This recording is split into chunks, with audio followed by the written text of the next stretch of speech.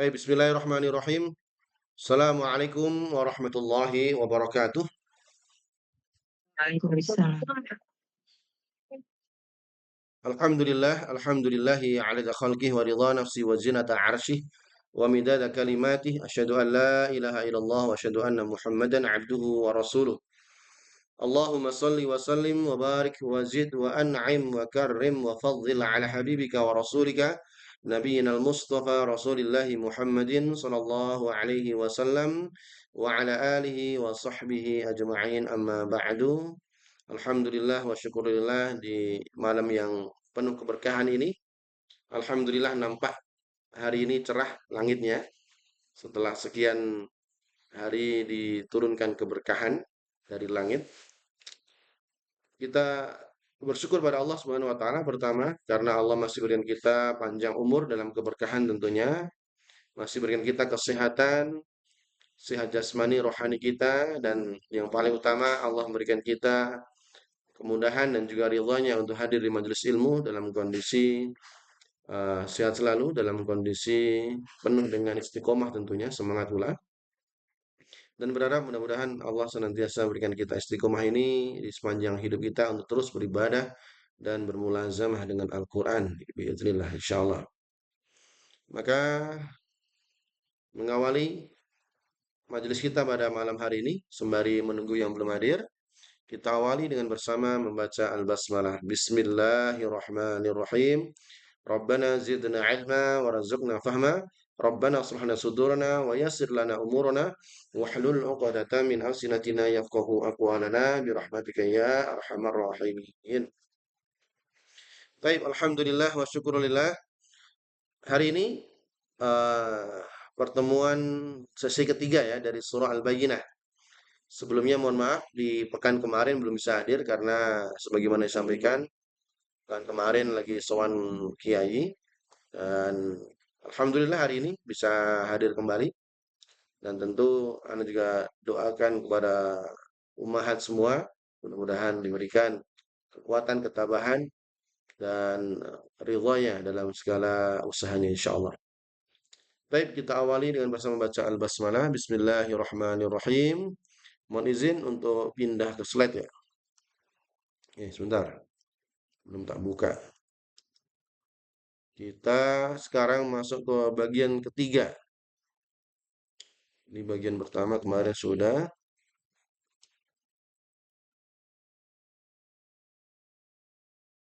Baik, sebentar, banyak.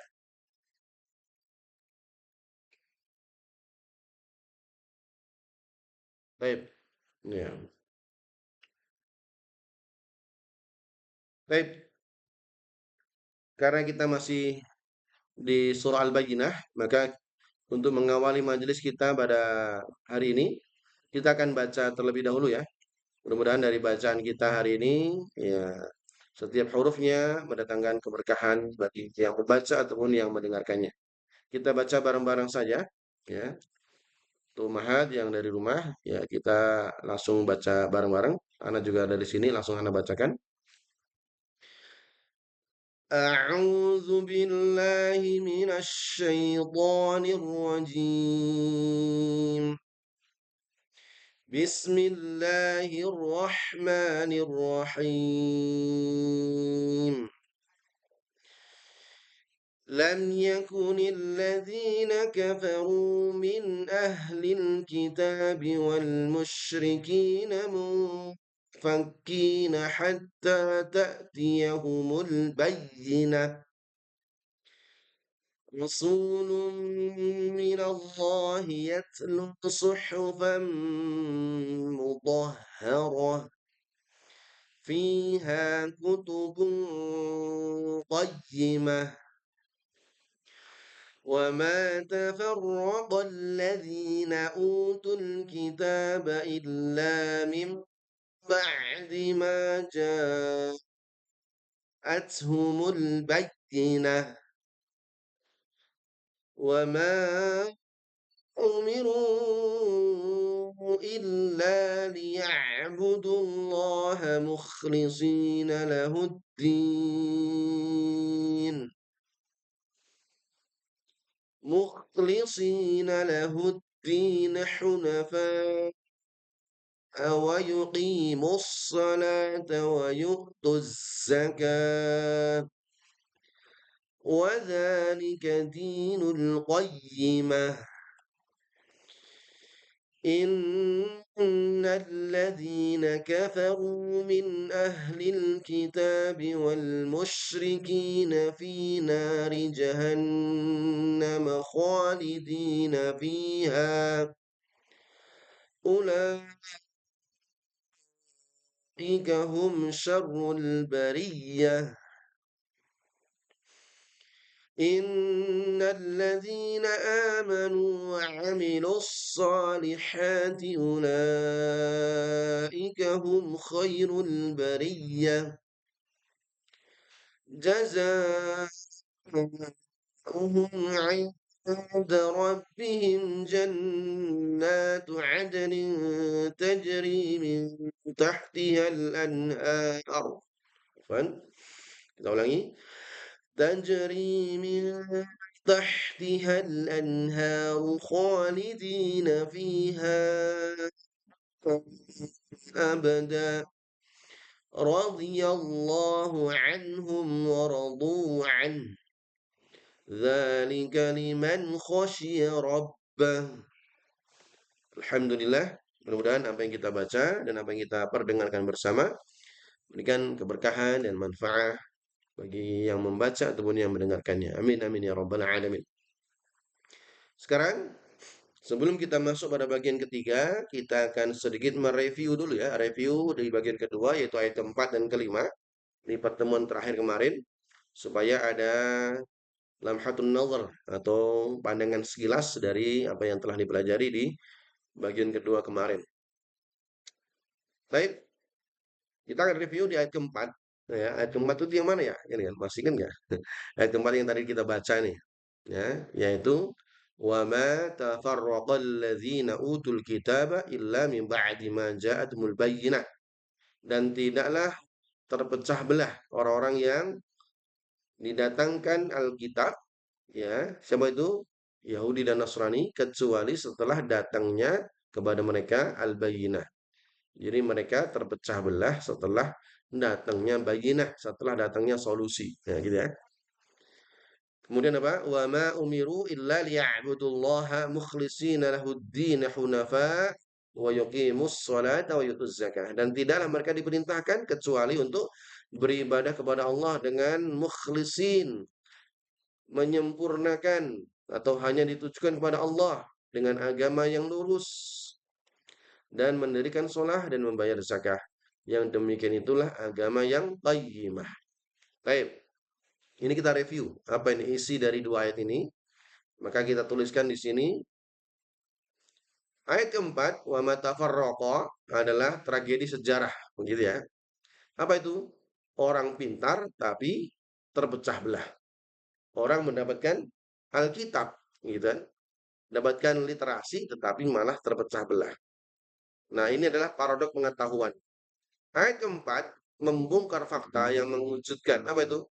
Perpecahan di kalangan ahli kitab terjadinya kapan? Setelah datangnya al-bayyinah, ya, bukti nyata, ya. Datangnya nabi, turunnya Al-Qur'an bukannya menjadi solusi, malah menjadi setelah itu terjadi perpecahan. Mim ba'di ma ja'atumul bayyinah. Kemudian poin kedua di ayat yang keempat ini adalah runtuhnya mitos. Mitosnya apa? Selama ini kita mengira perpecahan baik yang terjadi di zaman dulu ataupun mungkin jadi di zaman sekarang dan tentunya relevan ya. Mitosnya apa? Kita mengira perpecahan terjadi karena kurang ilmu atau dalil yang samar. Nah, ayat ini membantah. Mereka ahli kita pecah saat dalil sudah jelas, sudah terang benderang. Nah, akar masalahnya apa? Akar masalahnya penyebabnya bukan intelektual, bukan karena otaknya, melainkan lagi-lagi penyebab perpecahan adalah hati.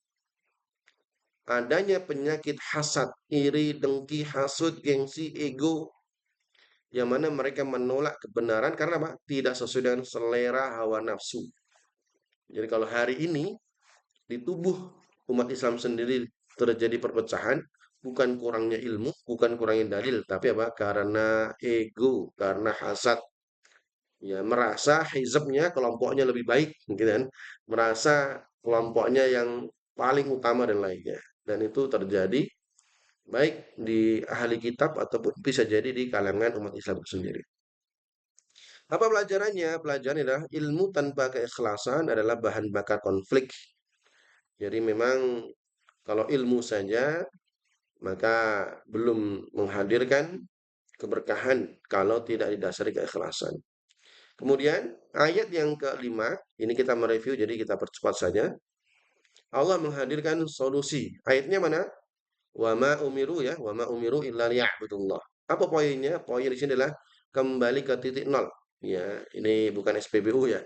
Kembali ke atau mulai dari nol. Apa? Yaitu menyederhanakan agama. Jadi di tengah keruwetan ya perdebatan ahli kitab ya, Allah memberikan solusi. Apa solusinya? Yaitu dengan satu kalimat wama umiru illa liya'budullah sampai akhir ayat. Ini solusinya. Apa solusi itu? Ada empat pilar. Nah, empat pilar. Kalau tidak ingin terjadi perpecahan, maka harus kembali ke sini. Berdasarkan ayat yang kelima ya. Apa yang pertama adalah mukhlisin harus ikhlas. Dalam ibadah, dalam menjalankan apapun harus murni hanya untuk Allah, bukan pamer, bukan riya, bukan sum'ah dan lainnya. Kemudian hunafa menjauh dari kesesatan, ya, menjauh dari kesesatan. Kemudian yang ketiga, yuqimus shalah, perbaiki hubungan secara vertikal kepada Allah, kemudian yutuz zakah, perbaiki hubungan horizontal ataupun sosial. Nah, standar baku empat inilah ya definisi Islam yang universal. Maka siapapun yang menjaga empat pilar ini, maka dia akan memiliki dinul wa dzalika dinul qayyimah. Dzalika dinul qayyimah. Baik, mudah-mudahan ini sudah ada gambaran dari pertemuan terakhir kemarin. Sebelum kita masuk pada pembahasan hari ini di bagian yang ketiga. Baik, sekarang kita ada transisinya. Sebelum masuk pada bagian ketiga, kita akan bahas setelah Allah memaparkan penyakit perpecahan di ayat keempat, ya, dan berikan obatnya di ayat kelima dengan empat pilar tadi, maka sekarang tibalah saatnya vonis hakim. Setelah Allah hadirkan solusi di ayat kelima, kini muncullah dua kubu manusia yang Allah sebutkan mulai 6 ya dan ayat ketujuh nantinya ya. Yaitu ayat bagian pertama adalah mereka yang tetap ngeyel, masih suka pecah belah dan menolak bukti atau mengabaikan solusi di ayat kelima tadi, empat pilar tadi. Ini kubu pertama. Atau kubu yang kedua, mereka yang menerima bukti, beriman dan beramal soleh. Artinya mengamalkan empat pilar tadi. Nah, bagaimana nasib akhir kedua kelompok ini? Nasib akhirnya adalah hari ini, malam ini, kita akan mempelajari ayat 6, 7, 8, akan melihat surat keputusan dari Allah tentang siapa yang disebut seburuk-buruk manusia dan siapa yang dinobatkan sebaik-baik makhluk atau sebaik-baik manusia atau ciptaannya. Ada kalimat syarrul bariyah, ada khairul bariyah. Nah, ini di ayat apa? Ayat 6, 7, dan 8. Baik ya. Kalau sudah siap, maka kita akan masuk pada ayat yang ke-6. Kita baca penggalan ayatnya. Allah Subhanahu wa taala berfirman di surah Al-Bayyinah ayat yang ke-6. Masuk ayat ke-6. Kita akan terjemahkan dulu ya, per kata dulu. Tapi karena beberapa kalimat sudah dihafal tentunya, maka tidak semua Anda terjemahkan. Allah berfirman, "Innal ladzina kafaru min ahlil kitabi wal musyrikin." Anda rasa ini sudah hafal semua ini, sudah tahu ya. Inna sesungguhnya alladzina orang-orang yang, gitu ya. Inna sesungguhnya alladzina orang-orang yang kafaru orang-orang kafir. Siapa orang kafir? Min ahli kitab dari ahli kitab yaitu Yahudi Nasrani wal musyrikin dan orang-orang musyrik. Enggak Anda tulis karena sudah disebutkan di ayat yang pertama. Nah, Intinya kalau sudah mendengar ayat ini, seharusnya sudah bisa menerjemahkan perkata. Kemudian fi nari jahannam khalidina fiha. Orang kafir dari dua golongan tadi, ahlu kitab dan musyrikin, fi di dalam nari jahannam, neraka jahanam, khalidina mereka kekal fiha di dalamnya. Nah, ini sudah deklarasi dari Allah bahwasanya orang kafir dari dua kelompok, kafir sama orang ahli kitab Yahudi Nasrani itu kafir dan orang musyrik, ya, mereka semua Allah justifikasikan, Allah deklarasikan fi nari jahannam, mereka di dalam neraka jahanam dan statusnya khalidina fiha, mereka kekal di dalamnya. Allahu Rabbi. Ya. Kemudian Allah tutup ayat ke-6, ulaika hum syarrul bariyah. Ulaika itu dan atau mereka hum mereka itu, ulaika hum ini disebutkan lagi untuk penekanan, syarrul seburuk-buruk bariyah, ciptaan atau makhluk. Allah. Ya. Jadi ini ada kelompok pertama yang disebut seburuk-buruk ciptaan atau seburuk-buruk makhluk. Bukan hanya manusia ya, tapi seburuk-buruk ciptaan. Bariyah, nanti kita akan bahas apa itu bariyah. Kita ambil terjemahannya. Innal ladzina kafaru min ahlil kitabi wal musyrikina fi nari jahannam khalidina fiha. Jadi ya, sesungguhnya orang-orang kafir al kafaru min ahli kitab, yakni siapa yang disebut kafir yaitu ahli kitab dan orang-orang musyrik. Ya, akan masuk fi nari jahannam, ke neraka jahannam. Khalidina fiha, mereka kekal di dalamnya. Ulaika hum syarrul bariyah, mereka itu adalah seburuk-buruk makhluk. Baik ya, sudah mulai bisa memahami secara konteks terjemah bebasnya. Tapi kita akan lebih mendalam sekarang. Kita akan tadabbur ayat ini. Surah Al-Bayyinah ayat 6. Ya. Baik, siaman ya, masih kurang lebih 40 slide lagi untuk menuju akhir. Ya, kita harapkan santai, mudah-mudahan ini bisa tuntas bismillah. Dan Anda berharap semuanya masih bisa fokus nih ya. Masih fokus sampai Amin. akhir bismillah. Baik, Amin. kita lanjutkan. Innalladzina kafaru. Sesungguhnya apa tadi? Orang-orang kafir. Siapa? Min ahlil kitabi wal musyrikin. Kita ambil potongan ayatnya. Ayat 6 ini adalah salah satu ayat yang paling keras dalam Al-Quran. Kenapa? Karena memberikan gelar nanti di akhir tadi ya. Apa gelar? Gelar terburuk yang pernah ada bagi makhluk hidup. Makhluk hidup ya. Ada hewan, ada manusia, ada malaikat, ada jin. Ini kan makhluk hidup. Nah, dari kelompok makhluk ini, Allah berikan gelar terburuk, yaitu dalam ayat ini. Nah, kita perhatikan ya. Di ayat 1, ahlul kitab dan musyrikin disebut bersamaan ya. Lam yakunil ladzina kafaru min ahlil kitabi wal musyrikin disebut bersama-sama. Sama-sama kafir, sama-sama sesat. Di ayat yang keempat, ya, Allah hanya menyebutkan ahlul kitab saja. Betul ya? Mana ayatnya? Ya, ayatnya kalau masih ingat, ya kita ulangi lagi apa? Kita review biar nyantol nih. Ayat keempat, mana? Wa ma tafarraqal ladzina utul kitab. Musyriknya udah nggak disebut lagi. Di ayat pertama ahli kitab disebut, musyrikin disebut. Ayat keempat hanya utul kitab saja. Kemudian ayat keenam disebut lagi dua-duanya, ahlul kitab dan musyrikin. Kenapa ini? Ya, kita bahas di sini. Nah, di ayat 6 ini mereka disatukan kembali. Allah menyebut keduanya lagi. Nah, kenapa dan apa hikmahnya? Kenapa nggak dari awal disebutnya dua-duanya gitu? Ternyata ayat pertama disebutkan dua-duanya, keempat hanya satu, ayat keenam disebutkan lagi dua-duanya. Ternyata ini tidak hanya kesengajaan, tapi ada hikmah di dalamnya. Apa hikmahnya?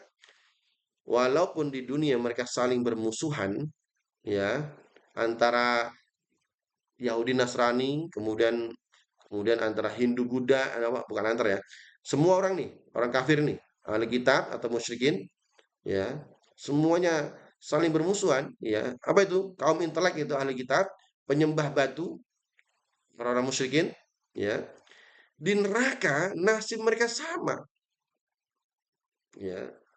Kesombongan orang ahli kitab atau orang yang Allah berikan kitab dan kesombongan fanatik orang musyrikin bermuara di tempat yang sama.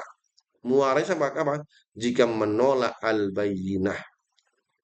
Masih ingat al-bayyinah? Yaitu Rasulun minallahi yatslu suhufan mutahhar. Kalau orang kafir ini, ahlu kitab dan musyrikin ini menolak Rasul yatsluna al-kitab Al-Quran, menolak Rasulullah SAW, Muhammad SAW, dan menolak Al-Quran, maka mereka nasibnya sama. Ya, Allah hadirkan lagi di sini. Gitu ya. Kemudian kita lanjutkan. Kalimat kafaru, innalladzina kafaru ini bukan sekedar non-muslim biasa. Konteks ayat ini, ya, mereka yang sudah didatangi bukti nyata, ya. Jadi orang kafir ini bukan kafir yang biasa, tapi orang kafir yang sudah dihadirkan bukti nyata, bayinah. Namun ternyata mereka tetap menolak. Inilah yang disebut namanya kufrul ainad.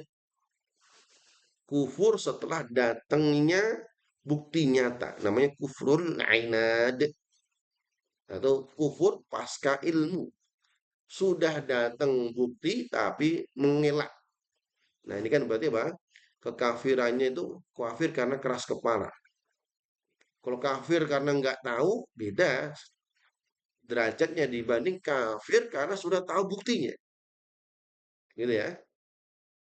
Nah, mudah-mudahan ini kita terjauhkan dari sifat demikian. Kemudian nari jahannam. Nari jahannam. Secara bahasa, jahannam itu dari kata jahuma. Yang artinya, jahannam ya, kalau kita dengar, kok ada nar ini api, terutama jahannam, neraka jahannam. Kenapa disebut neraka? Itu jahannam. Di sini ya. Jahannam dari kata jahuma yang artinya dalam segi linguistik artinya wajah yang masem atau cemberut. Itu makna pertama. Makna kedua adalah sumur yang dalam. Bi'ru jahannam. Jadi neraka jahanam, jahuma artinya wajah yang cemberut ataupun sumur yang dalam sekali. Nah, nah neraka ini disebut neraka jahanam karena dasar dari neraka jahanam ini sangat dalam. Sekaligus jahuma atau penampilannya gelap gulita dan menyeramkan. Maka disebut namanya neraka jahanam. Gitu ya. Kan nanti kita pernah dengar juga nama-nama neraka yang lain ya. Ya, neraka-neraka yang lainnya. Tapi di ayat ini Allah menyebutkan khusus dengan namanya jahanam. Ya. Baik. Ada sakor kan gitu kan. Ada juga eh, apa whale kan gitu kan. Nah, dalam ayat ini disebut jahanam. Supaya kita tahu secara linguistik, jahanam artinya tempat yang sangat dalam sekaligus menyeramkan dan gelap gulita. Dalam tadi jahuma tadi. Kemudian di sini Allah menggunakan finari jahannam. Orang kafir dari ahli kitab dan musyrikin, mereka dua kelompok ini akan masuk ke dalam. Kenapa menggunakan finari jahannam? Bukan inda. Ya, ini ada makna tersembunyi. Fi artinya apa? Di dalam, bukan inda. Karena nanti akan ada ayat ya selanjutnya inda. Ya, inda. Tapi dalam hal ini fi. Kenapa? Jawabannya adalah ini menggambarkan kalau fi di dalam, kalau kita di dalam ruangan gitu kan, di dalam kamar, berarti apa? Pengepungan. Kamar itu dikepung oleh tembok. Nah, mereka bukan sekedar disentuh api neraka. Jadi orang kafir ini, ahlu kitab Yahudi Nasrani dan semua musyrikin, ya, agama-agama buatan manusia itu, mereka kelak akan dikepung oleh api neraka. Temboknya itu api neraka, ya, sudah seakan-akan sumur gitu kan. Kemudian dikelilingi api neraka, maka disebut fi. Bahkan bukan hanya sekedar dikelilingi, tapi tenggelam di dalamnya. Nah ini seperti ikan ini kita logikakan seperti ikan di dalam air. Kemanapun bergerak isinya hanya api. Udara yang dihirup api, makanannya juga api, pakaiannya api. Nggak kebayang nih Masya Allah. ya. Kalau kita lagi berenang itu, ya, atau diving, ya, maka nggak ada ruang lain kecuali kanan kiri atas bawah api. Apa? Air kan gitu. Nah, itulah gambarannya orang kafir yang dia masuk jahanam. Atas bawah kanan kiri semuanya api. Nggak ada tempat untuk istirahat. Nah, kita hadirkan makna linguistik ini supaya kita ada visualnya bagaimana gambaran orang-orang yang dia tidak menerima kebenaran setelah datang kebenaran yang nyata. Al-Bayyinah. Ya, ya Allah. Nggak kebayang ya. Kalau kita sandingkan dengan siksa yang paling ringan di neraka itu. Siksa yang paling ringan kalau masih ingat. Siksa siapa? Siksanya Abu Talib. Abu Talib ini pamannya Nabi yang membela Nabi, yang mengasuh Nabi, tapi tetap masuk neraka karena apa? Tidak beriman dengan bayinah. Masuk neraka, tapi dapat syafaat. Ya, dapat syafaat dari Rasul. Ya, hanya telapak kakinya saja yang masuk ke neraka, bukan semua badannya, bukan diving nih, hanya telapak kakinya. Tapi disebutkan dalam hadis, sendalnya itu dari api neraka, hanya sendal. Ya Allah, Bu, kebayang ya, coba pakai sendal dari api neraka, tapi Allah menggambarkan melalui sabda Nabi, baru dipakaikan sendal dari api neraka, otaknya mendidih. Ya, otaknya mendidih. Seperti kita lagi masak, masak air itu. Gitu kan. Itu gambaran siksa yang teringan yang dirasakan oleh Abu Talib. Itu Abu Talib. Lalu bagaimana dengan kita yang naudzubillah ya kalau masuk neraka kan ya. Ya kita berlindung pada Allah dari api neraka. Tapi bagaimana orang-orang yang kafir yang disebutkan dalam ayat ini? Yang dia bukan keluarga Nabi, dia bukan sahabat-sahabat Nabi dan menolak kebenaran dan dia akan diving di dalam neraka jahanam. Allahu Akbar. Ya. Baik. Kemudian yang ngeri kholidina. Yang ngeri ini bukan masuknya saja. Kalau kita diving, kemudian kan muncul lagi ke permukaan kan gitu kan. Nggak mungkin diving tenggelam bablas ya mati kan gitu kan. Kalimat kholidin ini loh yang ngeri. Ini menghapus harapan. Siksaan terberat bagi para narapidana itu bukan siksaan fisiknya, tapi putus asanya itu. Disiksa terus siksa ini kapan? Nggak ada berhentinya. Allah Akbar. Ya, ya kalau mau latihan boleh lah gitu kan. Coba latihan yang teringan gitu kan, ambil pisau, ya gitu kan, latihan gorok-gorok leher dulu terus gitu non-stop gitu kan. Nah, Khalidin ini kan nih nggak ada berhentinya. Ya, itu bedanya masuknya neraka orang kafaru min ahli kitab musyrikin dengan masuk nerakanya orang yang beriman yang dia masih melakukan kemaksiatan. Beriman, ada iman tapi banyak maksiat. Kalau beriman masuk neraka masih ada harapan keluar dari neraka gitu. Diving nanti ada muncul lagi. Kalau ini udah diving ke masuk neraka, nggak muncul-muncul lagi. Terus non-stop. Inilah ya, kalimat kholidin inilah yang menghapus harap.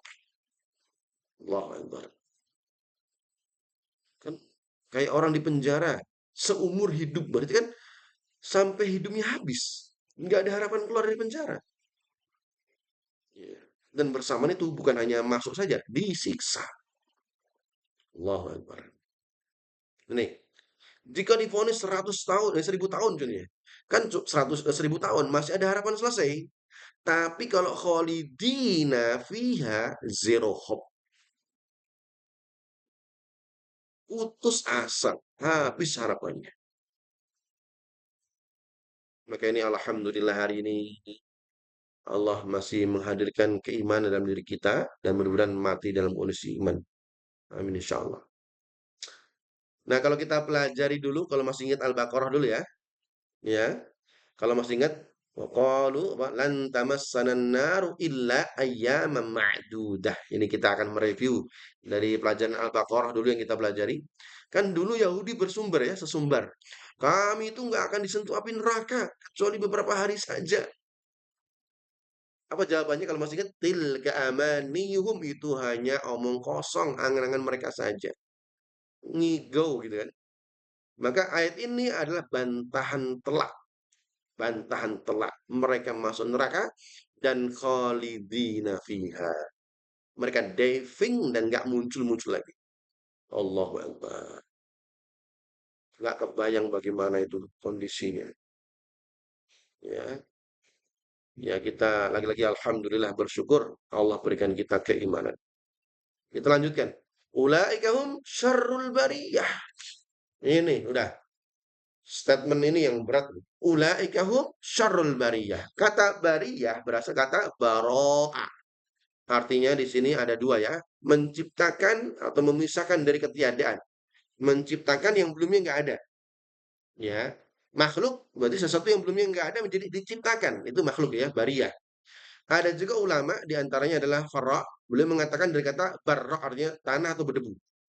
Artinya makhluk yang diciptakan dari tanah. Jadi bariyah ini kalau dari pendapat pertama sesuatu apapun yang sebelumnya belum ada. Kalau pendapat ulama kedua artinya spesifik ya, makhluk yang diciptakan oleh dari tanah, berarti khusus dari manusia saja.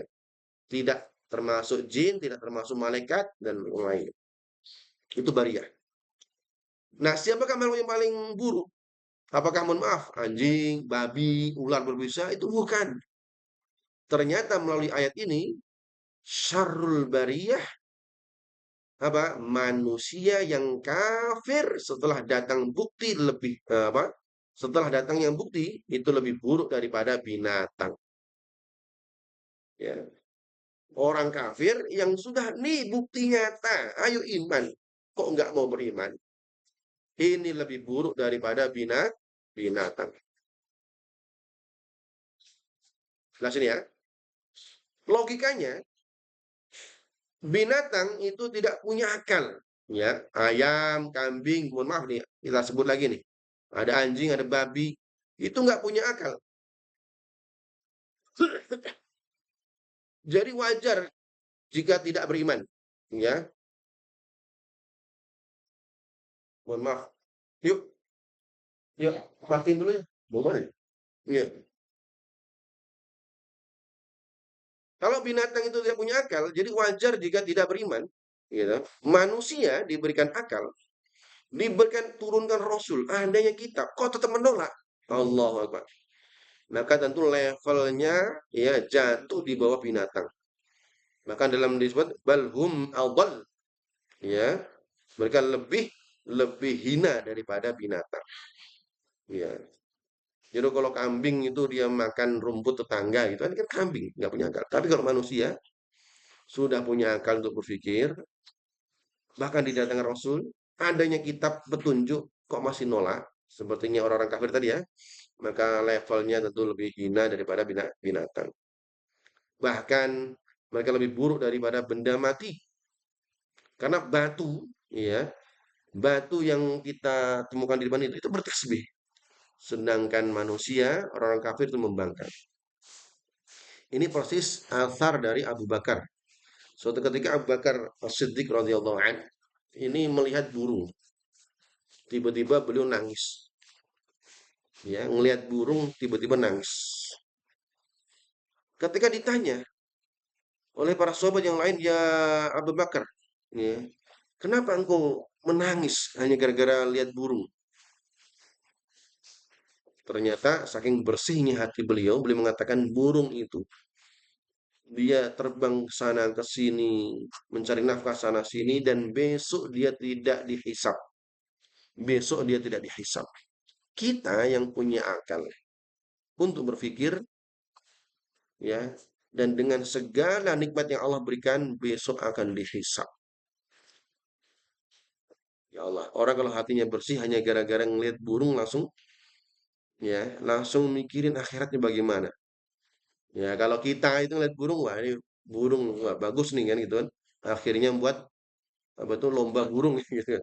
Hanya sebatas duniawi saja. Tapi tidak bagi mereka yang hatinya bersih, yang Allah hadirkan hikmah dalam hati. Baik, kita lanjutkan. Nah, ini kita nukilkan pendapat Al-Imam Ibnu Katsir ya. Dalam tafsir Quran Al-Azim boleh mengatakan syarrul bariyah artinya adalah seburuk-buruk makhluk yang Allah ciptakan dan wujudkan di muka bumi. Jadi seburuk-buruk manusia gitu ya, atau seburuk makhluk yang ada di atas bumi. Abu Hurairah radhiyallahu anhu berkata, mereka lebih buruk daripada hewan ternak. Allah Akbar. Karena hewan ternak senantiasa bertasbih dan taat pada fitrahnya, sedangkan mereka membangkang. Syarrul bariyah. Pendapat lainnya, Imam Qurtubi, ya, beliau mengatakan mereka adalah seburuk-buruk makhluk, bahkan lebih buruk daripada iblis. Allahu Akbar. Kenapa? Karena iblis itu kafir tanpa didatangi Rasul. Sedangkan orang kafir, Rasulnya ada, kitabnya ada, tetap ya mereka membangkang. Allahu Akbar. Maka dia lebih bahkan lebih hina daripada iblis. Nauzubillah, tsumma nauzubillah. Baik, ini ayat yang ke-6 kita ambil sekarang poin utama dari ayat ini. Ya, pelajaran utamanya apa? Pertama, dari ayat 6 ini kita ambil poin pertama, potensi jatuhnya manusia. Manusia kita semua ini adalah makhluk yang unik. Kita bisa menjadi makhluk termulia, khairul bariyah, tapi bisa jatuh menjadi manusia terhina, syarrul bariyah. Nggak ada posisi tengah-tengah, itu nggak ada. Pilihannya hanya dua. Naik menjadi melampaui malaikat, lebih tinggi derajatnya di depan malaikat, khairul bariyah, atau jatuh di bawah, lebih hina daripada binatang. Nggak ada di tengah-tengah nih. Nggak ada tengah-tengah nih. Pilihannya dua. Ya, khairul bariyah atau syarrul bariyah. Nah, mudah-mudahan kita semua khairul bariyah. Kedua, apa poin yang kita pahami dari ayat ke-6 ini? Yaitu bahaya kufur nikmat akal. Gelar syarrul bariyah, seburuk-buruk makhluk, diberikan karena apa? Menyalahgunakan fasilitas. Allah berikan kita otak yang canggih, lebih canggih daripada komputer ya. Tapi tidak dipakai untuk mengenal Allah. Semakin tinggi fasilitas yang dia sia-siakan, semakin berat hukumannya. Kan gitu. Sama ya.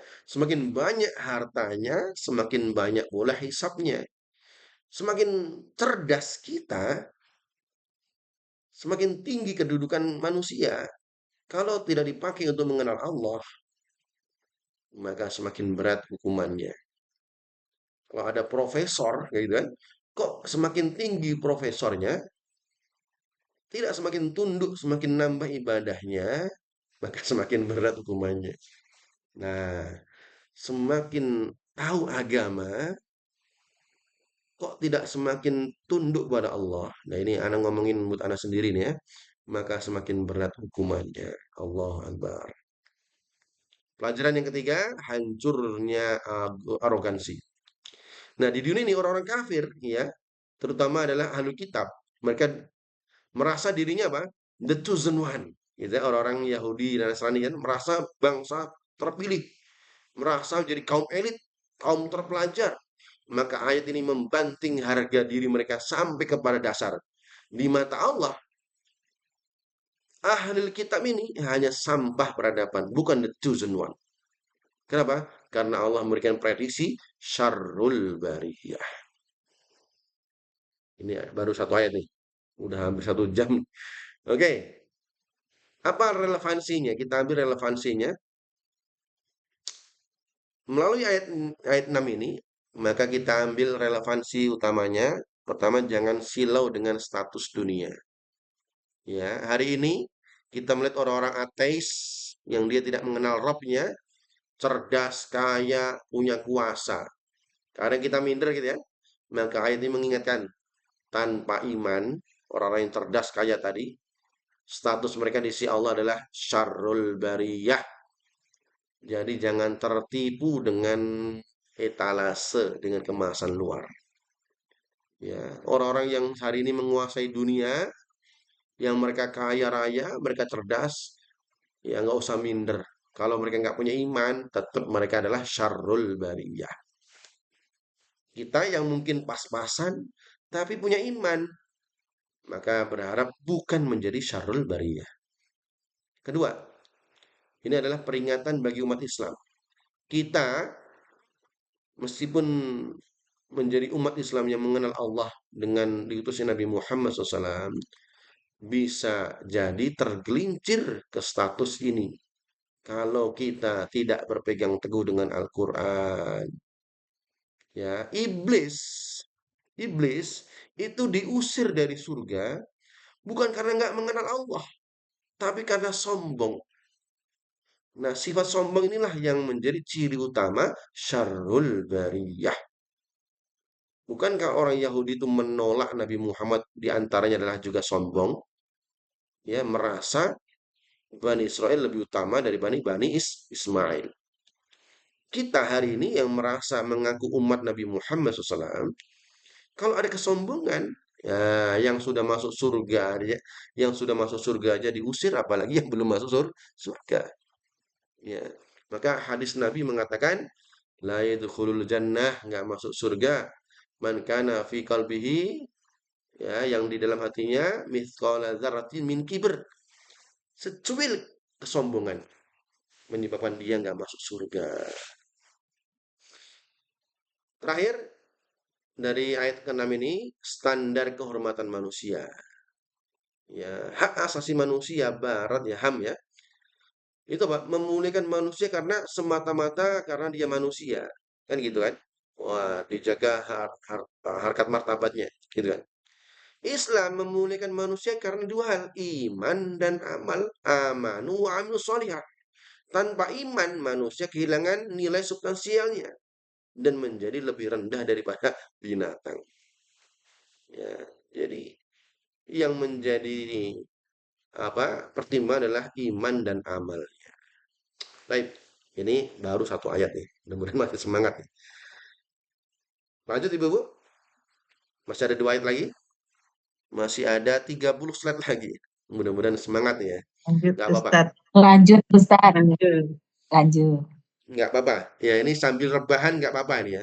Sambil rebahan karena kita pahami di usia saat ini ya memang harus lonjor ya, daripada kesemutan kan gitu kan, daripada encok nggak apa sambil rebahan. Yang penting tetap didengarkan gitu aja. Jadi adabnya untuk Kalau bahan tahu aja plus nggak lembar kok Ustaz duduk manis ini. 12 Ustaz kalau oh gitu 12 ya. Ya siap siap. Ya udah. 12 Yang penting Ustaz. nah, Ngopi. ada iklan motor, masya Allah. Baik, nggak apa ya. Yang penting masih bisa mendengarkan saja. Mau posisi berdiri, lonjoran dan lain itu bebas ya. Yang penting masih connect untuk mendengarkan nggak apa. Anggap ini radio ini itu nggak apa-apa lah. Ya. Yang penting ilmunya masuk insya Allah. Baik, kita lanjutkan ayat yang ketujuh. Ya, tadi ngomongin orang kafir, sekarang ngomongin orang beriman.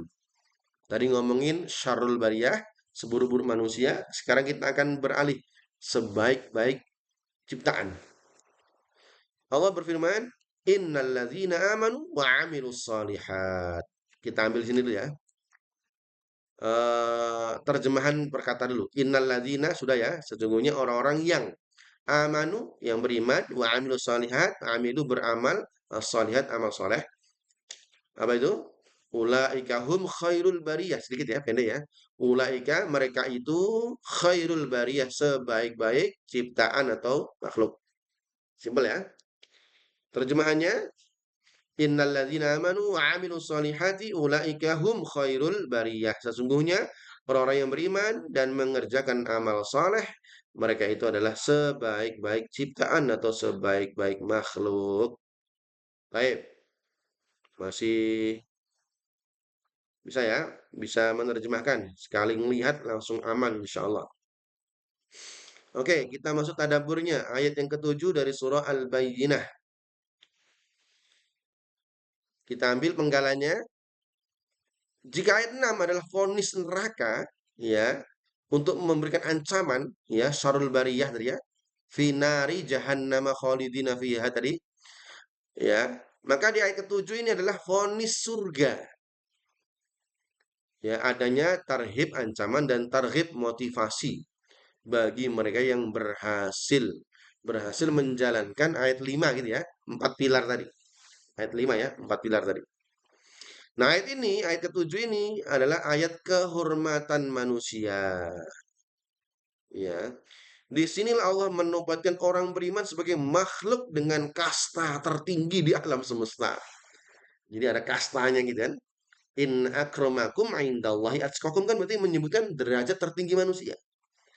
Nah, di ayat ketujuh ini juga menyebutkan kasta tertinggi di alam semesta, bukan di dunia, Bu. Bukan hanya di dunia, tapi di alam semesta. Masya Allah, melampaui malaikat. Nah, ini kan bahkan menurut sebagian ulama melampaui para malaikat. Oke.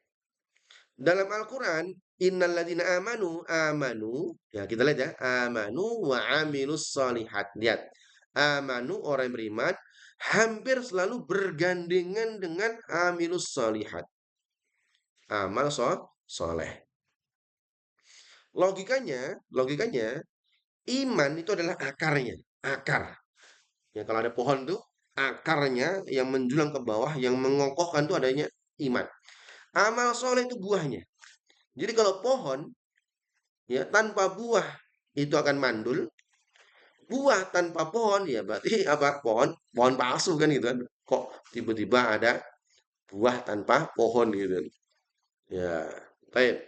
Kita lanjutkan. Ayat ini adalah paket yang tak terpisahkan seperti ayat sebelumnya. Apa ayat sebelumnya? Yuki musolah wa yutuz zakah. Salat dan zakat ini satu paket, vertikal dan horizontal ya, gitu kan? Itu satu paket. Nah, ayat lain ini iman dan amal soleh itu satu paket juga, yang nggak terpisahkan. Yang mana ayat ketujuh ini membantah pemahaman apa istilah-istilah yang sering kita dengar ya. Oh, yang penting hatinya baik. Kok belum pakai kerudung? Yang penting hatinya dikerudungin. Gimana ngerudungin hati? Tapi nggak mau beribadah, nggak mau berkerudung. Itu mustahil, mustahil. Ya, jadi kalau ada istilah, oh nggak apa-apa, nggak sholat, yang penting hatinya baik, itu bohong. Ya, nggak standar itu ya. Jadi kalau hatinya beriman, hatinya punya iman, anggota badan itu akan bergerak. Gitu ya. Jadi yang zahir itu menampakkan yang batin. Jadi kalau ada ibu-ibu yang dia nggak pakai kerudung, memang hatinya nggak berkerudung, hatinya nggak beriman. Mohon maaf nih, ini contoh saja. Karena ini berdasarkan ayat ini kan itu. Kalau ada orang yang kayaknya soleh, kayaknya baik, ahli ahli dermawan gitu kan. Tapi kalau nggak sholat, itu hanya casing, itu mustahil. Mustahil itu baik. Baiknya hanya casingnya saja. Berdasarkan innalladzina amanu wa amilus solihat.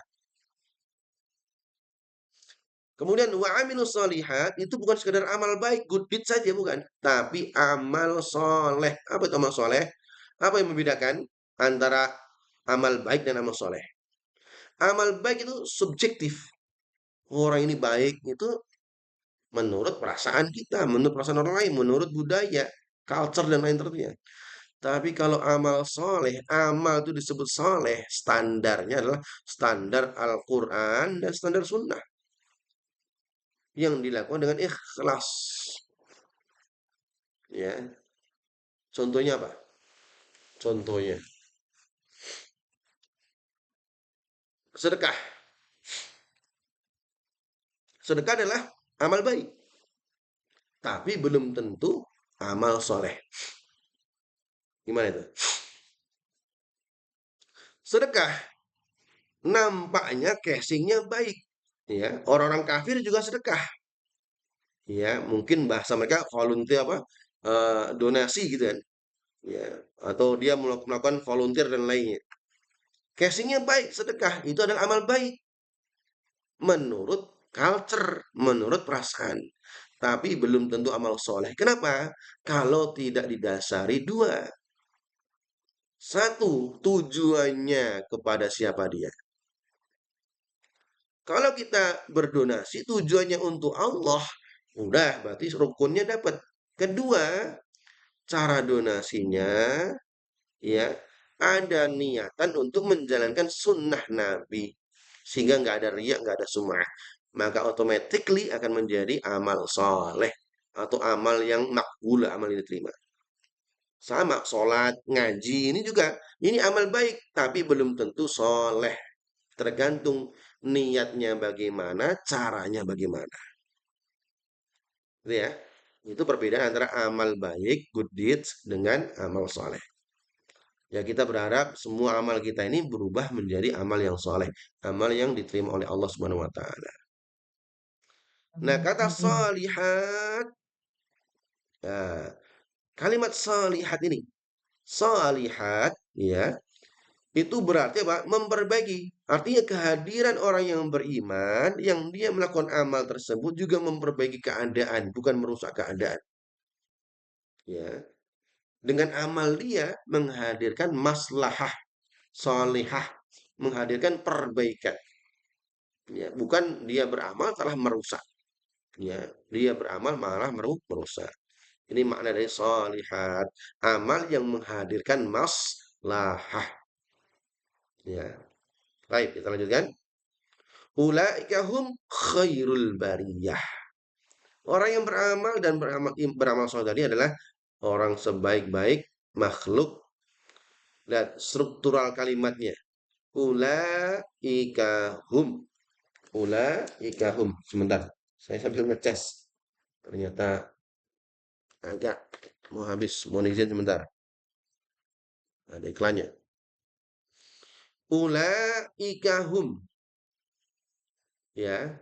Sama dengan yang ayat ke-6 tadi ya. Ulaika hum syarrul bariyah. Ulaika hum khairul bariyah. Ulaika itu artinya mereka. Hum mereka itu. Diulang 2 kali. Ini penekanan. Ini menunjukkan eksklusivitas. Hanya eksklusif saja. Nggak semua orang. Nggak semua manusia. Nggak semua ciptaan. Hanya iman dan beramal soleh tadi. Artinya apa? Gelar terbaik, makhluk terbaik ini hanya milik orang yang menggabungkan iman dan amal soleh. Ya, iman, keimanan pada Allah, kemudian vertikal ya, kemudian dihadirkan dengan sosial. Sosialnya apa tadi? Soleh, yang dia hanya ditujukan pada Allah dan amal tersebut menghadirkan maslahah. Akan menjadi khairul bariyah, makhluk terbaik. Enggak semua orang berarti. Orang jenius yang tak beriman, jenius ya, yang tak beriman bukan khairul bariyah. Meskipun di dunia dia punya, Masya Allah, IQ-nya mungkin 200 gitu. Tapi kalau nggak beriman, bukan khairul bariyah. Ahli ibadah, tapi syirik. Tidak amal soleh. Bukan khairul bariyah. Mudah-mudahan masih ingat nih, empat rumus dulu itu kalau masih ingat ya. Kapan amal itu disebut amal soleh? 4 rumusnya, masih ingat nggak Bu? Saya ulangi aja ya. Tapi karena nggak saya tulis ulang, jadi saya sebutkan Lupa saja. Ustaz. Ada yang dituju, ada yang cara gitu kan. Ada 4 ya. Pertama amal itu ada 4 ya. Pertama tujuannya benar, caranya benar, maka hasilnya benar kan gitu kan.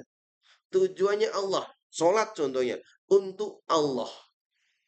Kemudian caranya bagaimana? Ya, sebagaimana yang diajarkan Nabi. Rokaatnya, caranya benar semuanya, maka hasilnya benar. Maka disebut amal soleh. Kedua, selain sholat apa contohnya? Baca Quran contohnya. Baca Quran kita ngaji. Tujuannya Allah, tapi caranya nggak benar. Aduh, kayaknya sinyalnya hilang. Sebentar. Aduh, error.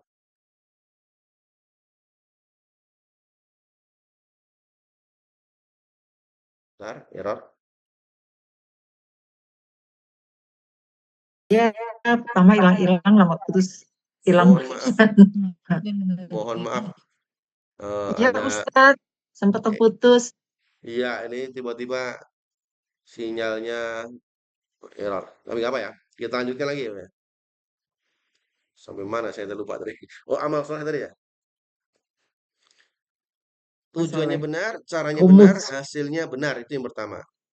Yang kedua, tujuannya benar untuk Allah. Tapi caranya, contohnya apa ya? Dengan dengan zikir-zikir tertentu yang nggak jelas gitu contohnya. Atau dengan dupa-dupa. Ya Allah contohnya. Berikan aku rizki ini dupa. Caranya nggak benar, maka hasilnya nggak benar. Kemudian yang ketiga, caranya benar, baca Quran ngaji, tapi tujuannya supaya anti bacok gitu kan. Nah, berarti tujuannya bukan pada Allah.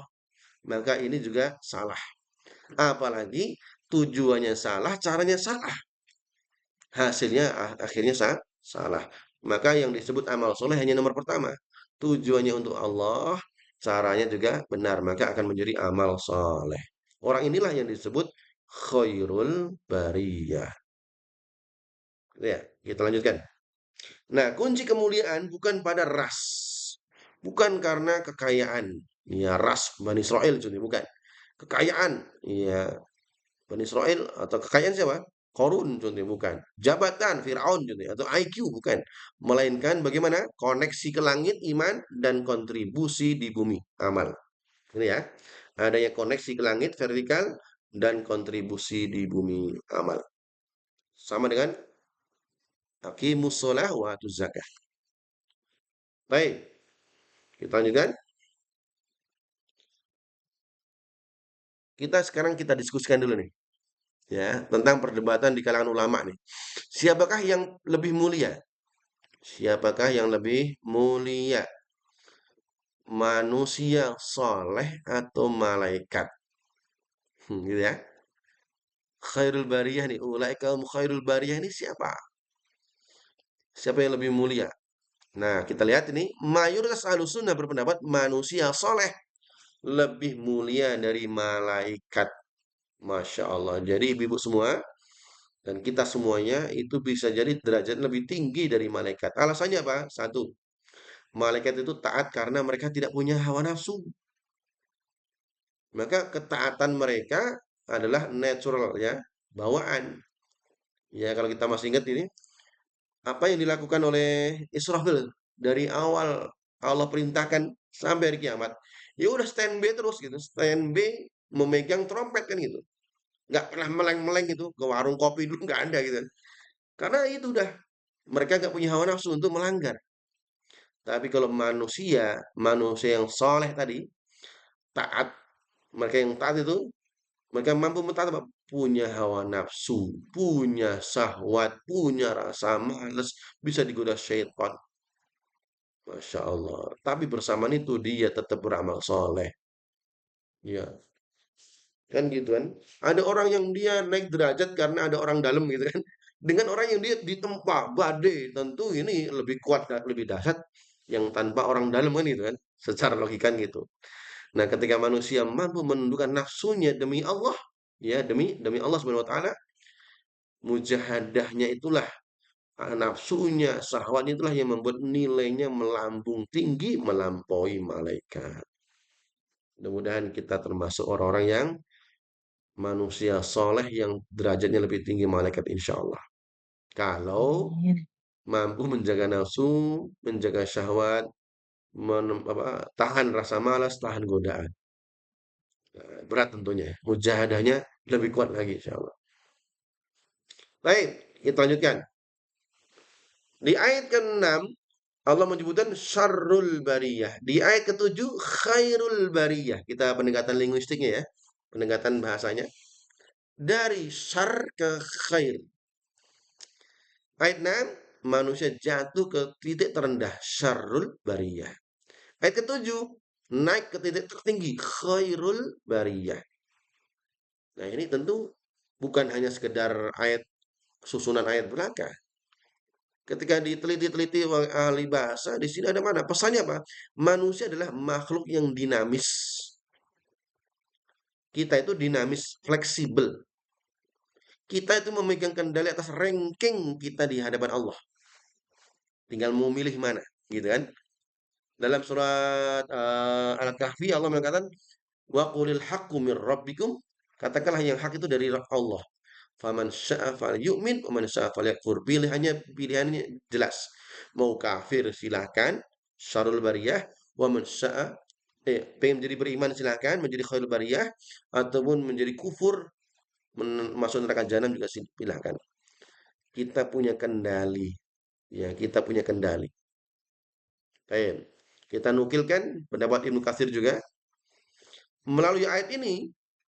Abu Hurairah radhiyallahu anhu dan sekelompok ulama berdalil bahwa orang yang beriman tadi ya melalui khairul bariyah tadi berpendapat bahwasanya itu lebih utama daripada malaikat karena Allah berfirman merekalah sebaik-baik makhluk ulaikahum khairul bariyah. Ya, mudah-mudahan kita dinamis menuju khairul bariyah. Ranking kita menjadi khairul bariyah insyaallah.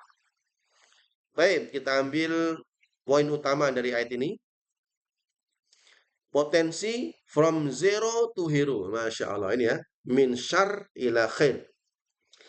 Kita ini manusia diciptakan dari tanah. Bahan paling rendah di bawah ya. Tapi bisa menjadi khairul bariyah. Makhluk terbaik. Maka jangan pernah merasa rendah diri karena miskin atau nggak punya jabatan. Selama kita punya iman dan amal soleh, maka kita menjadi VIP, very very important person di hadapan Allah Subhanahu wa taala. Meskipun mungkin nampak biasa di hadapan manusia. Ya, pilih mana nih? VIP di hadapan manusia, VIP di hadapan Allah Subhanahu wa taala. Ya kalau bisa dua-duanya alhamdulillah. Kalau enggak ya minimal sering kita sampaikan ya, enggak apa-apa, enggak dapat dunia, enggak apa-apa. Dunia ini enggak dapat apa? Rumahnya mungkin biasa, enggak apa-apa, enggak dapat jabatan. Yang penting di akhiratnya bahagia kan gitu. Daripada dunia dia kejar-kejar. Senggol sana, senggol sini, nipu sana, nipu sini. Sogok sana, sogok ini, ubah aturan lain. Ya Allah di akhiratnya hancur hina. Allahu Akbar. Lebih buruk lagi, di dunia sudah nggak dapat apa-apa, nggak dapat jabatan, nggak dapat status, nggak dapat materi, kerja panas-panasan, kok nggak mau sholat? La haula wala quwwata illa billah. Dunia sudah hina, di akhirat binasa. Allahu Akbar. Itu realita ya, realita sekitar kita kayak gitu. Ya, alhamdulillah Allah masih mampukan kita untuk beramal soleh. Pertama, kedua, syarat mutlak kesuksesan. Sukses itu rumusnya dua kaki. Ya, kan rumusnya dua kaki. Kaki kanan iman, kaki kiri amal. Maka jangan pincang. Ilmu saja nggak cukup. Ya, beramal saja tanpa ilmu juga tertolak. Amal, amal, amal, amal. Seperti orang kafir. Amal, amal, amal, amal. Gitu kan? Tapi akhirnya tersesat. Gitu kan? Itu penafsiran dari apa? Ad-dhalin ya. Ghairil maghdubi alaihim waladhdallin. Al-maghdub. Maghdub itu apa? Orang berilmu, ilmu, ilmu, ilmu, tapi nggak punya amal. Itu seperti orang Yahudi. Ya. Ilmu, ilmu, ilmu, tapi ketika datang Nabi nggak mau beramal. Nah, itu orang Yahudi. Al-dhalin, orang yang tersesat, dia punya banyak amal-amal, tapi salah alamat. Salah alamat. Alamatnya nggak kepada Allah. Ya tertolak gitu kan. Ya, baik, ini maka kita orang beriman, orang Islam punya dua rumus, kaki kanan iman, kaki kiri amal. Akhirnya sukses. Ketiga, kemuliaan melalui perjuangan kita itu menjadi khairul bariyah bukan karena kita suci tanpa dosa seperti malaikat, tapi karena kita berjuang melawan dosa dan kembali bertobat serta beramal soleh. Itu kemuliaan melalui perjuangan. Apa relevansinya? Relevansinya pertama, kita harus membangun self worth ya atau harga diri. Banyak umat Islam hari ini merasa rendah diri di depan kemajuan teknologi.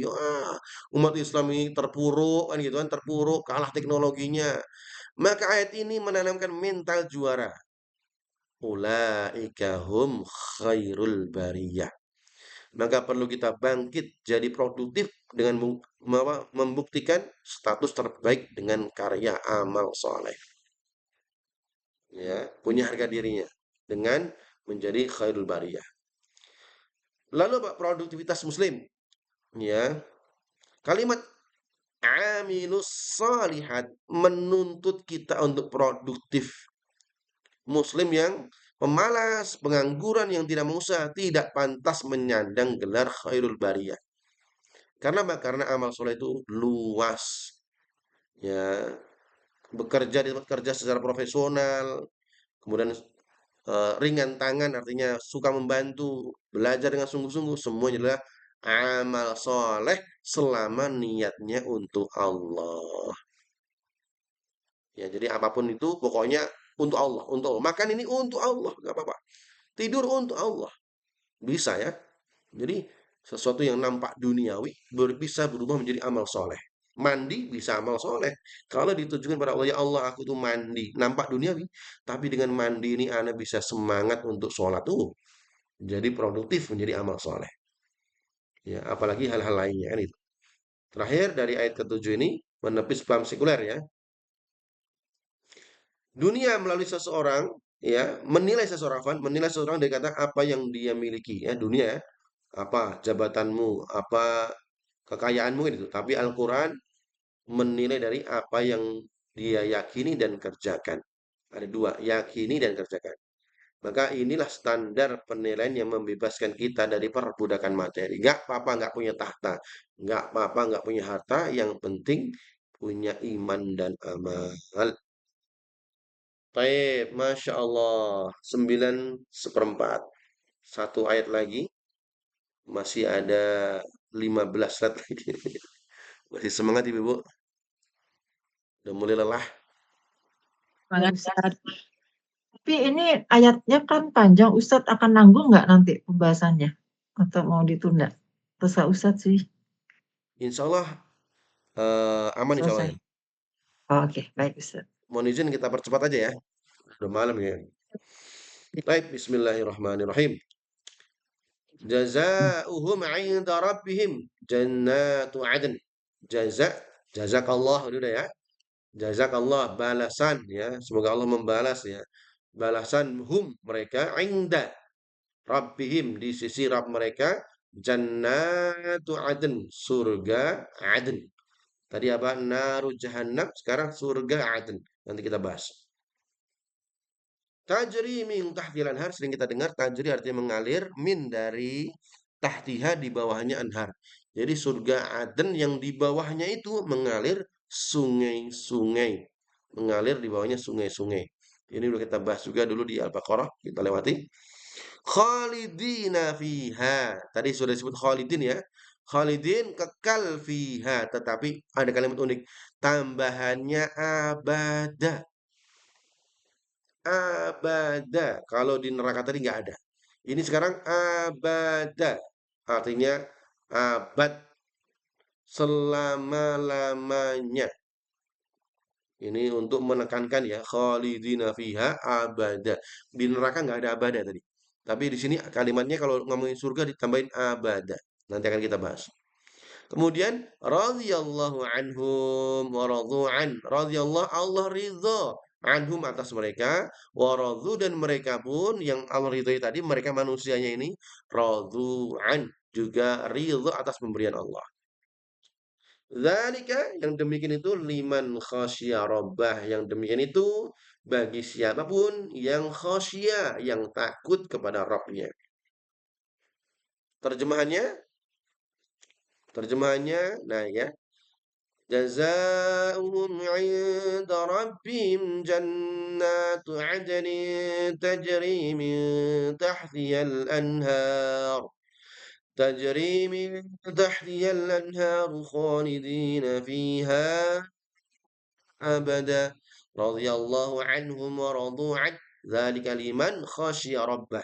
Balasan mereka, mereka mana nih?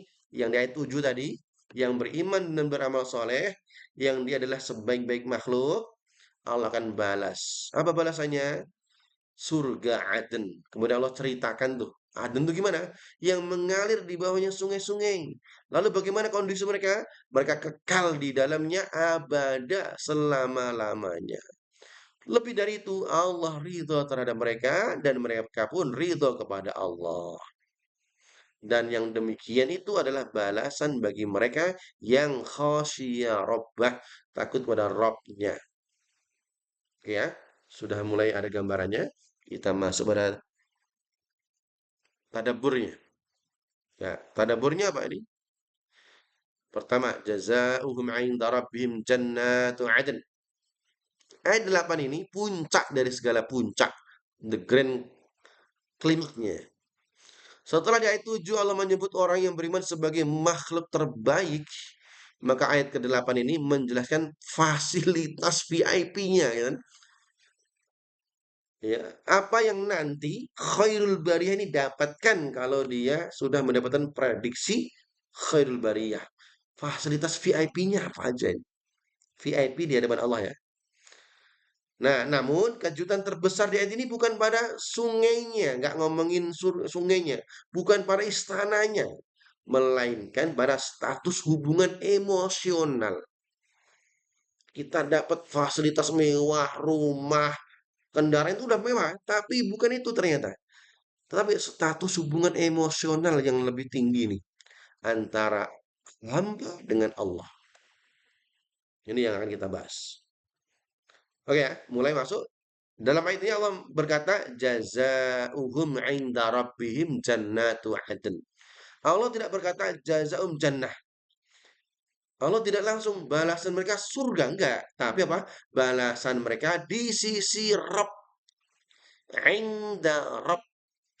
Enggak langsung Allah akan balas dia surga, enggak. Tapi apa? Balasan mereka di sisi Rabb. Kenapa itu? Kalimatnya bagus nih kalau dari segi linguistiknya nih. Padahal ya udah kamu amal iman dan amal soleh ini surga kan selesai kan gitu. Tapi ternyata diksi yang Allah sampaikan balasan mereka di sisi Rabb. Nah, kita otak nih, kita otak dari segi linguistiknya. Apa hikmahnya ini?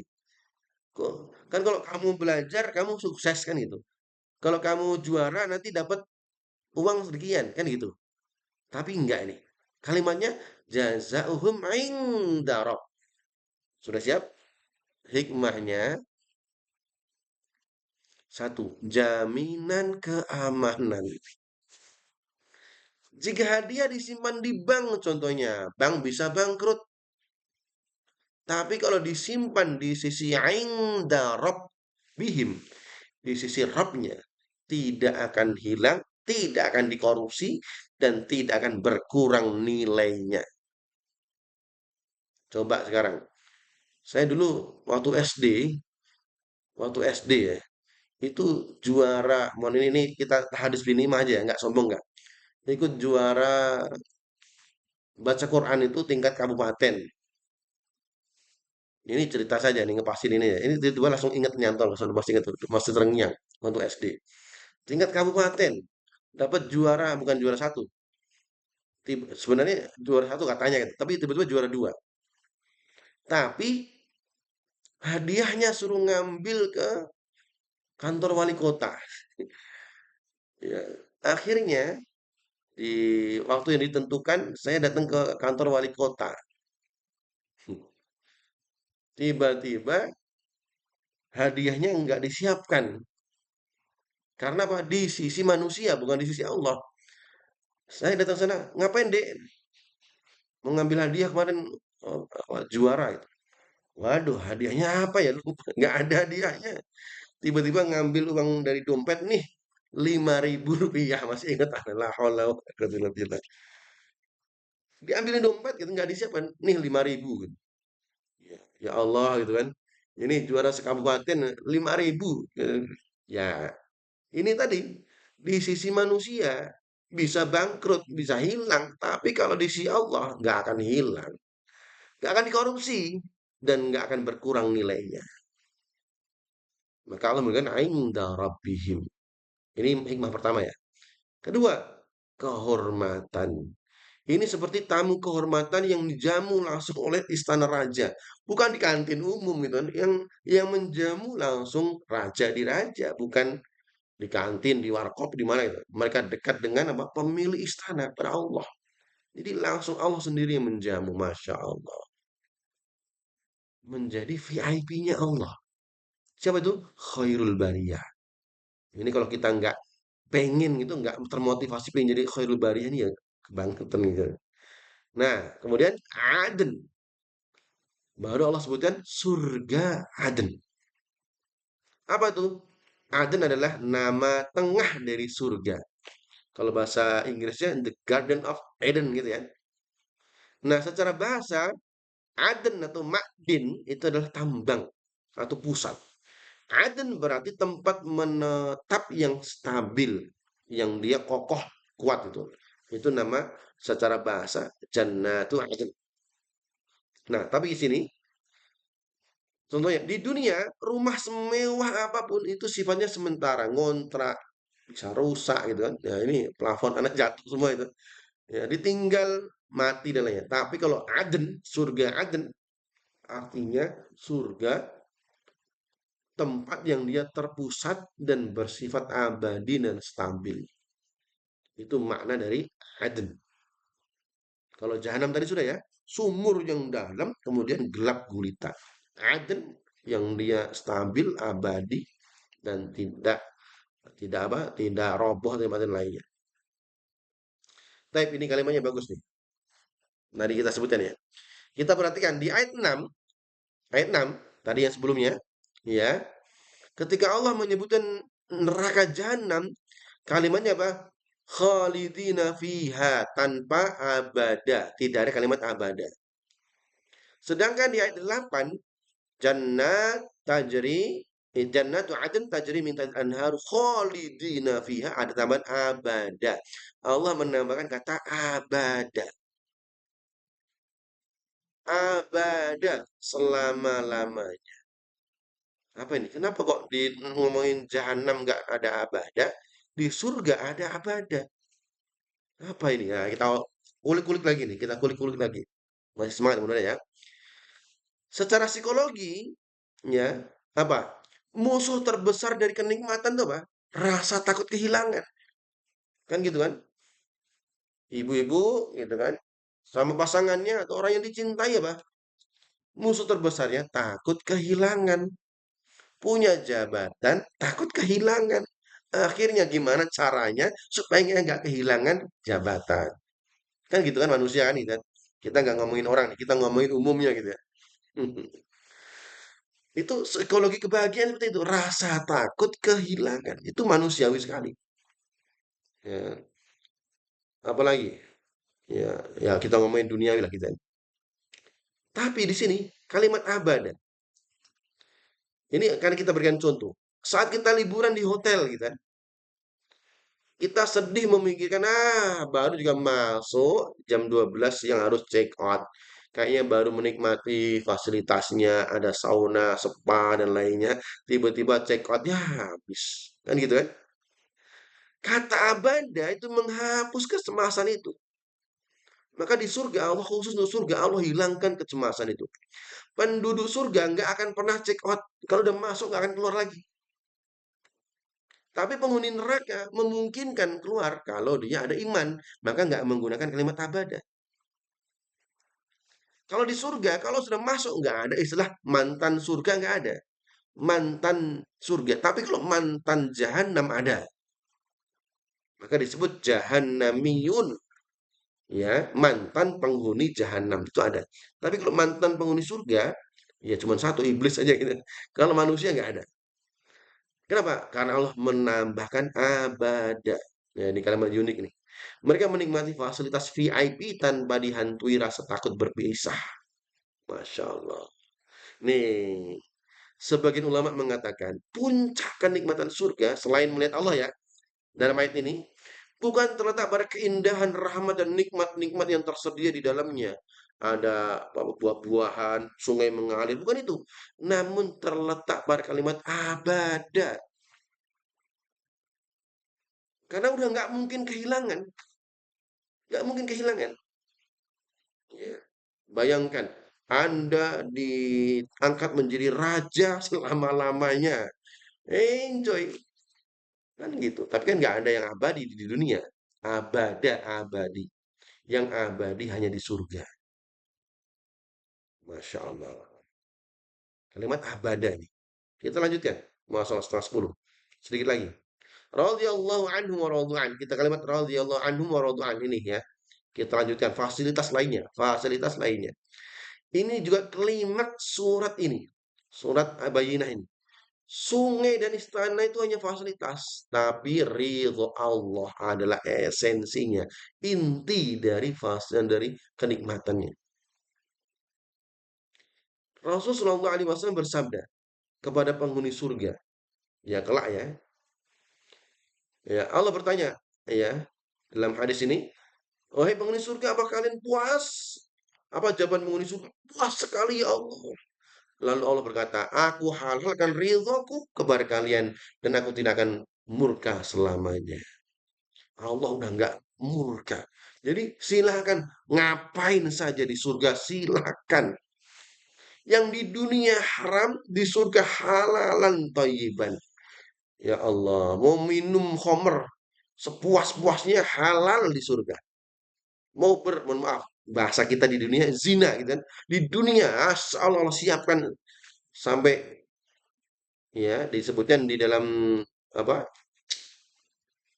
fi sugulin fakir dalam surah Yasin ya sugulin ya hum wa azwajuhum fi dhilalin 'alal ara'iki yang turun itu ngapain itu penghuni surga sibuk sibuknya apa sibuk dengan pasangannya Allahu Akbar Allah mau makan apapun nggak ada aduh makan nanti kencing nggak ada kencing gitu kan nggak ada masuk angin nggak ada ya Allah penghuni surga subhanallah Allah ridho ya nih mendapatkan senyuman raja disenyumin raja itu lebih berharga daripada mendapatkan makanan raja.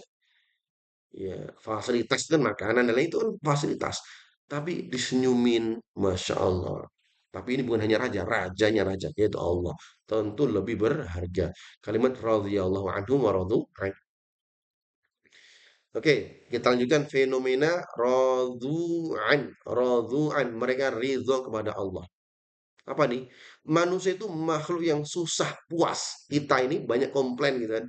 Dikit-dikit komplain. Di dunia orang kaya pun masih sering komplain. Orang sehat, kurang waktu, istri kurang cantik, rumah kurang gede. Ini manusia itu nggak ada puasnya. Di dunia nggak ada puasnya. Ayo, ya. Nabi mengatakan laukan alibnu ajan wadiyan minadzab. Kalau seandainya kita ini sudah punya lembah emas, satu lembah emas, pengen lembah dua, lembah tiga, nggak akan pernah puas. Ya, kita ini sekarang ini. Di surga Allah akan memuaskan mereka sampai titik zero komplain. Radhu'an, kalimat radhu'an ini.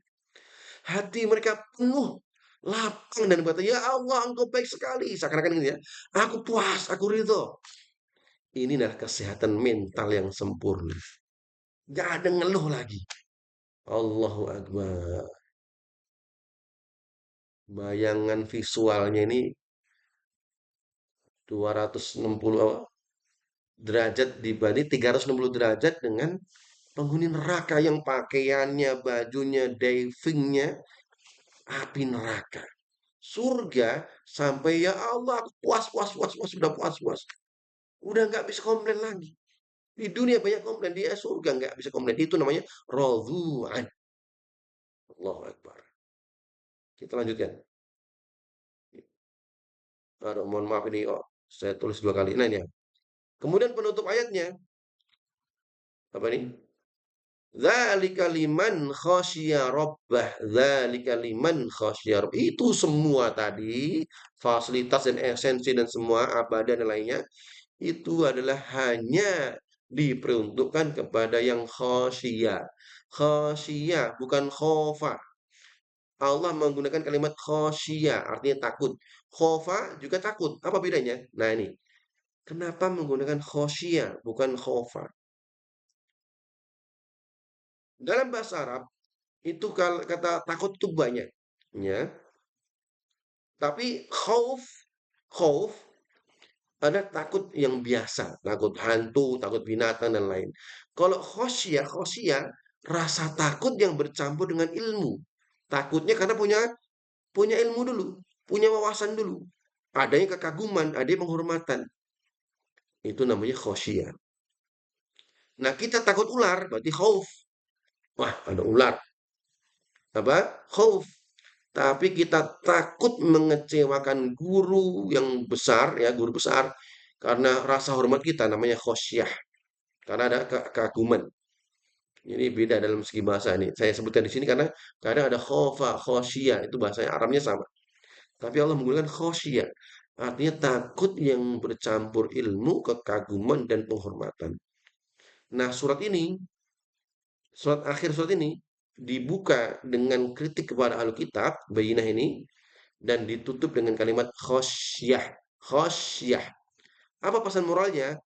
Ilmu yang benar, Bayyinah, seharusnya kalau kita sudah percaya pada Rasul, membaca Al-Quran, Al-Bayyinah, seharusnya melahirkan khosyah. Khosyah, rasa takut yang hormat, bukan arogansi. Ya, setelah kita belajar bayinah ini, maka seharusnya menghadirkan khosyah, rasa takut penuh kekaguman pada Allah. Nah, ini kalimatnya, ulama sejati bukan yang paling banyak hafalannya. Ini saya nyebutin buat anak sendirilah. Kalau ada yang sama ya mudah-mudahan ini berlaku untuk semua. Tapi yang paling khosyah sebagaimana firman Allah, innama yakhsyallaha min ibadil ulama. Sesungguhnya yang paling takut kepada Allah adalah orang yang berilmu atau orang ulama. Syekh Sa'di mengatakan khosyah, takut adalah pokok dari segala kebaikan. Jadi kalau siapapun yang takut kepada Allah, dia akan menahan dirinya dari dosa dan segera menjalankan ketaatan. Kita tutup pelajaran utama dari ayat yang ke-8 ya, penutup ayat ini. Apa ini? Esensinya. Satu, definisi sukses sejati. Sukses sejati bukan sekedar masuk surga, tapi adalah radhiyallahu an wa radu'an. Yang penting Allah ridho. Kalau Allah ridho, automatically dapat surga. Kalau nggak ridho, nggak dapat. Sama, ya. Allah ridho nggak di tempat kerja kita. Allah ridho nggak dengan lisan kita. Allah ridho nggak dengan tangan kita ketika ngapain itu. Gitu ya.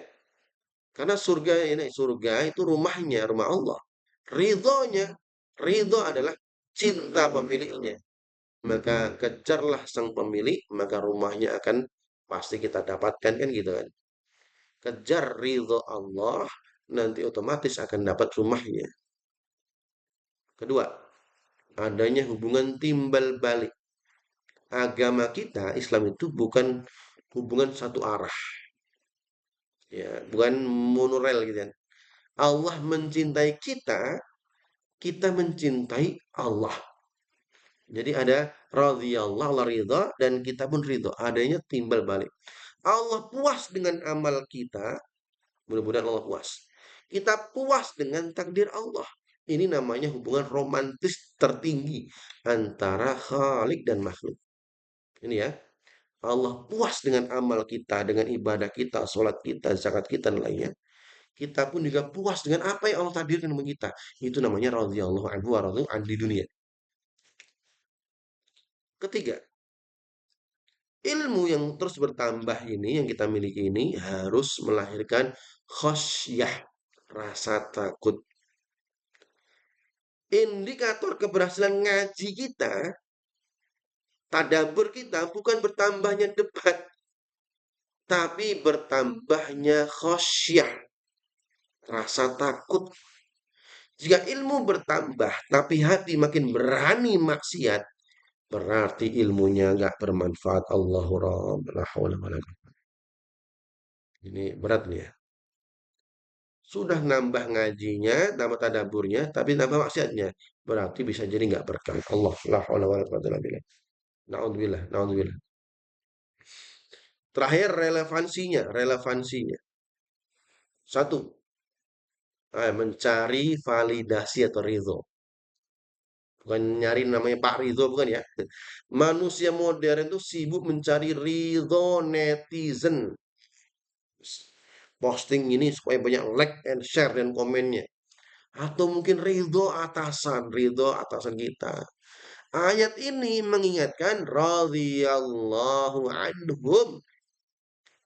Allah ridho pada mereka. Yang penting Allah like, yang penting Allah ridho. Jadi fokus saja mencari like dari Allah. Karena validasi manusia itu semu dan mengecewakan. Terserah manusia nggak ridho, yang penting Allah ridho kan gitu. Kemana-mana pakai peci contohnya. Contoh ini contoh ya. Wah, pecian, topi dong gitu. Wah, pakai kerudungnya kok kayak gini. Dia muter-muter dong kan gitu. Puter-puter gini kan. Kan modis gitu kan. Untuk apa nyari validasi manusia? Yang penting benar Allah ridho. Kan gitu. Oh, malam minggu kok ngaji. Wah, ini udik ini kan. Ya nggak apa-apa. Yang penting Allah ridho. Daripada nongkrong-nongkrong nggak jelas kan gitu. Yang penting ridho, validasi dari Allah. Ini yang pertama. Kedua, terapi mental. Radhu'an. Banyak orang stres dan depresi apa? Karena tidak ridho dengan takdir. Ya Allah, aku kenapa miskin ya Allah? Kenapa aku sakit ini ya Allah? Kenapa aku kena musibah? Dan lainnya. Maka belajarlah radhu'an, ridho atas keputusan Allah di dunia.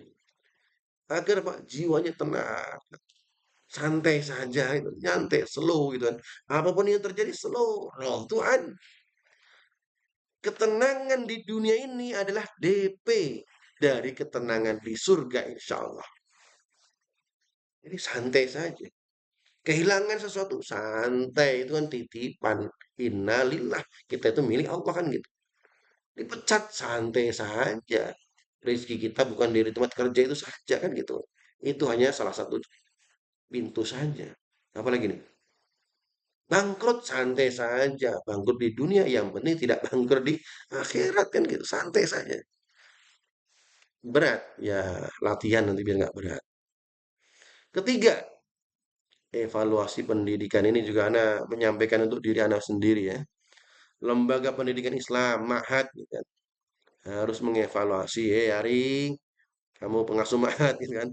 Evaluasi apakah kurikulum kita hanya mencetak santri yang pinter ahlul kitab, menghafal Quran, atau penghafal Quran plus yang takut kepada Allah.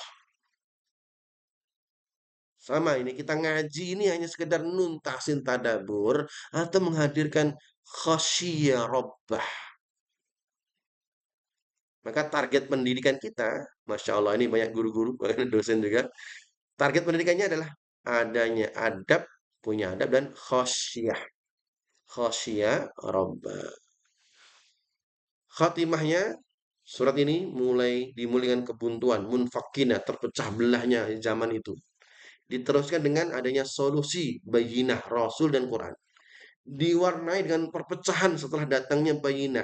Kemudian Allah luruskan dengan 4 pilar ya, adanya ikhlas, salat, zakat, dan diakhiri dengan 2 takdir, syarrul bariyah dan khairul bariyah. Pilihan sekarang ada di tangan kita. Apakah kita akan menjadi ahlul kitab yang sombong atau menjadi mukmin yang khasyah?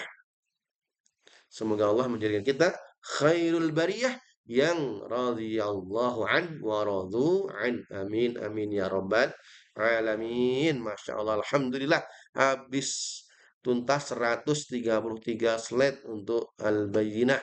Barakallahu fiik. Mudah-mudahan bermanfaat Oke. bagi kita semua. Kalau ada pertanyaan, dipersilakan Ibu, masih ada waktu, masih semangat insya Allah. Assalamualaikum warahmatullahi wabarakatuh. Silakan kalau ada pertanyaan. Waalaikumsalam